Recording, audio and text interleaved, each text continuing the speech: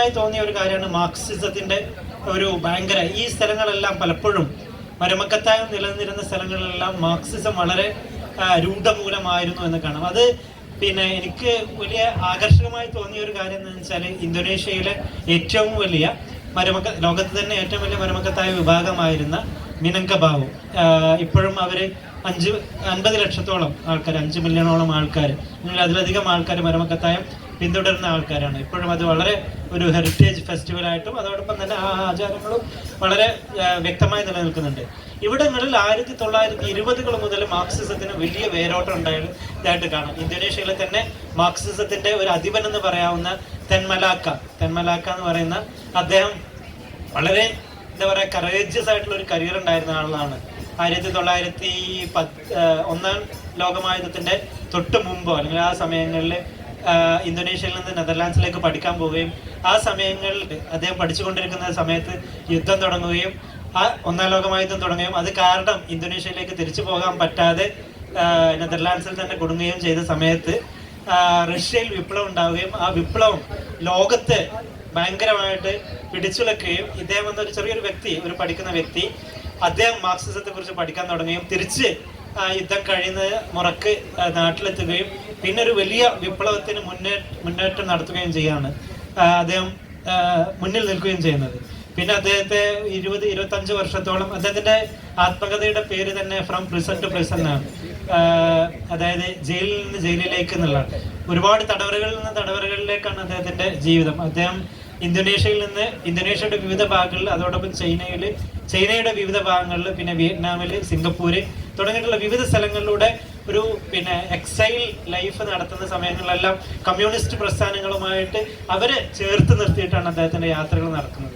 അപ്പൊ ഇദ്ദേഹം ജനിച്ചു വളർന്ന സ്ഥലം കഴിഞ്ഞ വർഷം 2 വർഷം മുമ്പ് സന്ദർശിക്കാനുള്ള ഒരു അവസരം എനിക്കുണ്ടായി. അപ്പൊ അവിടെ നമ്മൾ ഇറങ്ങുന്ന സമയത്ത് തന്നെ ഞാനും വേറെ 2-3 സുഹൃത്തുക്കളുമാണ് പോയത്. അപ്പൊ നമ്മൾ അവിടെ ശ്രദ്ധിക്കുന്ന ഒരു കാര്യം എന്ന് വെച്ചാൽ ഇദ്ദേഹത്തിന്റെ തറവാട് നമ്മളെ 4 കെട്ട് മാതിരിയുള്ള തറവാട് തന്നെയാണ്. അവര് ഏറെക്കുറെ അതിന് സമാനമായ റൂമ ഗദാങ് എന്ന് പറയും.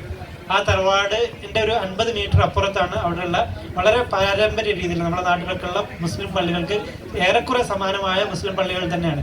നേരത്തെ പറഞ്ഞ മാതിരിയുള്ള സാമ്യതകളൊക്കെ ഒരുപാട് നമുക്ക് ഇതിലെല്ലാം കാണും. ഇതൊരു 50 മീറ്റർ വ്യത്യാസത്തിലാണ്. അപ്പോൾ അവിടെ ഈ ആൺകുട്ടികളും പെൺകുട്ടികളും രാത്രി ഒരുമിച്ചിരുന്ന് പഠിക്കുന്ന ഇത് കാണാം.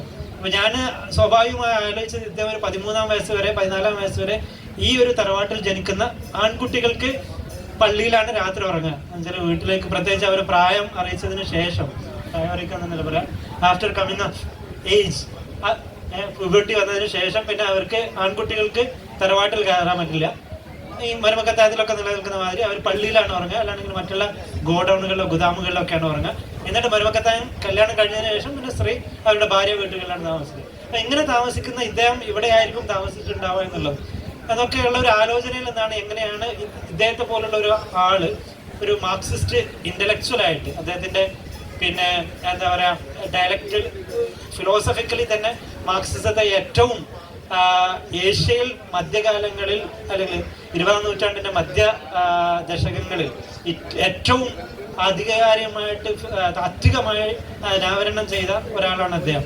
അപ്പൊ അദ്ദേഹത്തിന്റെ എഴുത്തിന്റെ ഉള്ളിൽ നമ്മൾ നോക്കുമ്പോൾ ഈ അതായത് മാർക്സിസം എന്തായാലും പൂർണ്ണമായും അദ്ദേഹം അങ്ങനെയായിരുന്നു. അതിന്റെ ഇന്തോനേഷ്യയുടെ വിമോചനത്തിന് വേണ്ടി പോരാടുകയും ഇന്തോനേഷ്യക്ക് വിമോചനം കിട്ടിയതിന് തൊട്ടുശേഷം മാർക്സിസ്റ്റാണ് കമ്മ്യൂണിസ്റ്റാണ് എന്ന് പറഞ്ഞ് കൊല്ലപ്പെടുകയും ചെയ്യുന്ന ആളാണ് അദ്ദേഹം.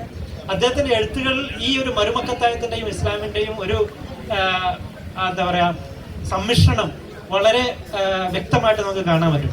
അപ്പൊ അതിന്റെ ഒരു ഇതിങ്ങനെ അന്വേഷിച്ച് നോക്കുമ്പോൾ മനസ്സിലാക്കാൻ പറ്റുന്നത് അത് അവിടെ മാത്രമല്ല, അദ്ദേഹം മാത്രമല്ല, അദ്ദേഹത്തെ പോലെ ഒരുപാട് സ്ത്രീകൾ തന്നെ 1925 മുസ്ലിം മരുമക്കത്തായ തറവാടുകളിലെ കമ്മ്യൂണിസ്റ്റ് സ്ത്രീകൾ ഒരുമിച്ച് 1925 വലിയൊരു കോൺഗ്രസ് നടത്തുന്നുണ്ട്.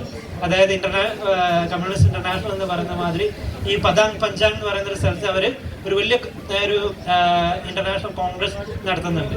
അപ്പോൾ അതിൽ അദ്ദേഹം മാത്രമല്ല, ഇവരെ മാതിരിയുള്ള ഒരുപാട് പേര് ഈ സ്ഥലങ്ങളിൽ ഉണ്ടായിരുന്നു. അതിൽ ചില പണ്ഡിതന്മാരും ഉലമാക്കളും മതപണ്ഡിതന്മാരും എന്തുകൊണ്ട് കമ്മ്യൂണിസവും പിന്നെ മതവും ഇസ്ലാമും ഒരുമിച്ച് നിൽക്കണമെന്നും ഡച്ചുകാർക്കെതിരെ പോരാടുന്നതിൽ എന്തുകൊണ്ട് കമ്മ്യൂണിസത്തിനും ഇസ്ലാമിന് ഒരുമിച്ച് നിൽക്കാൻ പറ്റുമെന്നുള്ള രീതിയിലൊക്കെയുള്ള ഒരുപാട് ചർച്ചകൾ അവരുടെ ഭാഗത്തു നിന്നുണ്ടായിട്ട് കാണുന്നുണ്ട്. അപ്പൊ അതിൻ്റെയൊക്കെ അടിസ്ഥാനപരമായിട്ട് നമുക്ക് നോക്കുകയാണെന്നുണ്ടെങ്കിൽ ഇദ്ദേഹത്തിന്റെ ആത്മകഥയിൽ തന്നെ അദ്ദേഹം പറയുന്നുണ്ട് എംഗൽസിന്റെ പിന്നെ from origin of family and the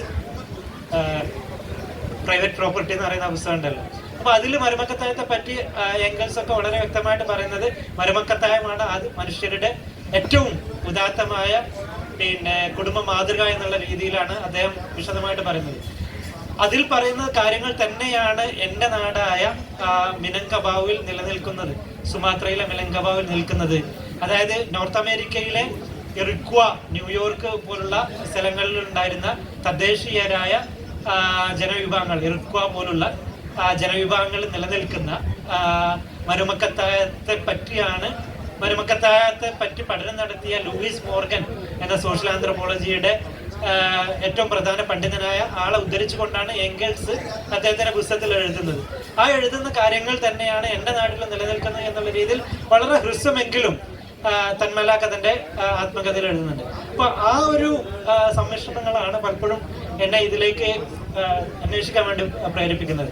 അപ്പൊ അവിടെ നിന്ന് തുടങ്ങി അത് നമ്മൾ കേരളത്തിലെത്തുമ്പോൾ പിന്നെ പറയേണ്ടതില്ലല്ലോ എങ്ങനെ. അതായത് ഇതില് ഒരു മറന്നുപോയൊരു ചരിത്രം എന്ന് പറയുന്നത് കേരളത്തില്, പ്രത്യേകിച്ച് മുസ്ലിം ലീഗ് പോലുള്ള ഒരു മുസ്ലിങ്ങൾക്ക് മാത്രമായിട്ടൊരു പാർട്ടി എന്നുള്ളൊരു ആശയം 1930കളോടെ നമ്മൾ തുടക്കത്തിൽ പറഞ്ഞ ഈ അരക്ഷിതാവസ്ഥ മുതലെടുത്ത് കൊണ്ടുവന്ന, പിന്നെ രാഷ്ട്രീയപരമായ അരക്ഷിതാവസ്ഥ മുതലെടുത്ത് കൊണ്ടുവന്ന രാഷ്ട്രീയ ആലോചനകളുടെ തുടർച്ച എന്ന രീതിയിൽ മുസ്ലിങ്ങൾക്കിടയിൽ കമ്മ്യൂണിസത്തിനോടുള്ള 1930കളിലും 40കളിലും 50കളിലും ഒക്കെ ഉണ്ടായിരുന്ന വലിയ ഒരു എന്താ പറയാ ചാർച്ച അല്ലെങ്കിൽ ചേർച്ച നമുക്ക് ഇല്ലാതായി പോയിട്ടുണ്ട്. ഇല്ലാതായി പോയെന്ന് വെച്ചാൽ അത് നമ്മുടെ ഓർമ്മകളിൽ നിന്ന് ഇല്ലാതായി പോയിട്ടുണ്ട്. അപ്പൊ ആ സമയങ്ങളിൽ ഇപ്പോൾ മുഹമ്മദ് അബ്ദുറഹ്മാനെ പോലുള്ള ഒരാള് പ്രസിഡന്റ് KPCCയുടെ കേരള പ്രദേശ് കമ്മിറ്റിയുടെ പ്രസിഡന്റും EMS സെക്രട്ടറി ആയിട്ടായിരുന്ന ഒരു സമയം ഉണ്ടായിരുന്നു. അത് കഴിഞ്ഞിട്ട് പിന്നെ മുഹമ്മദ് അബ്ദുറഹ്മാൻ തന്നെ ലെഫ്റ്റിന്റെ വളരെ ഹാർഷ് ക്രിറ്റിക്കായിട്ട് വരികയുണ്ടായി. എങ്കിൽ തന്നെയും ഒരുപാട് ഈ പ്രത്യേകിച്ച് പൊന്നാനി, തലശ്ശേരി പോലുള്ള മരുമക്കത്തായത്തിന്റെ ബെൽറ്റുകളായിട്ടുള്ള സ്ഥലങ്ങളിലാണ് മുസ്ലിങ്ങൾക്കിടയിൽ പിന്നെ ഇമ്പിച്ചിബാവയെ പോലുള്ള ആൾക്കാരെ, മരുമക്കത്തായം പൊന്നാനിയിലുള്ള മരുമക്കത്തായത്തെ പോലെ നമുക്കറിയാം, അല്ലെങ്കിൽ തലശ്ശേരിയിലെ മാളിയേക്കൽ പോലുള്ള തറവാടുകൾ, അല്ലെങ്കിൽ കെ കുടുംബങ്ങളിലൊക്കെ ഉള്ള തറവാടുകളിലുള്ള ഈ കമ്മ്യൂണിസത്തിന് നൽകിയ ഒരു സപ്പോർട്ട് മാത്രമല്ല, അവരായിരുന്നു ഇതിനൊക്കെ വലിയൊരു പ്രവർത്തകരുണ്ടായിരുന്നു. ഇതിന് സമാനം തന്നെയാണ് പിന്നെ ലക്ഷദ്വീപില് 60കളിലൊക്കെ ഉണ്ടായിരുന്നത്. ഇപ്പോൾ PI പൂക്കോയ എന്ന് പറയുന്നത് അതിന് സമാനം തന്നെയാണ് മൊസാംബിക്കിലുള്ള ഈ ഇല്ലാതെ മൊസാംബിക് എന്ന് പറയുന്ന സ്ഥലങ്ങളിൽ ഫെർലിമോ ഒക്കെ ഒരു 75ഓടെ അവരുടെ